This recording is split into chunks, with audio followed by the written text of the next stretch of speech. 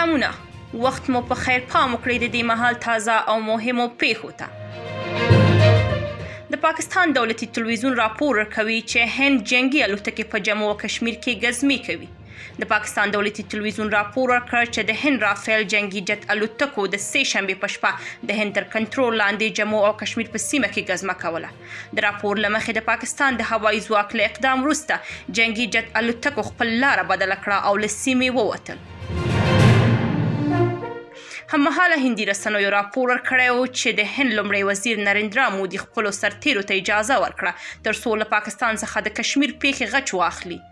له دې مخکې د پاکستان د استخباراتو وزیر خبرداری ورکړی و چې هند پلان لري چې راتلونکي 40 څخه تر 60 ساعتونو کې پر پاکستان پوځي برید وکړي.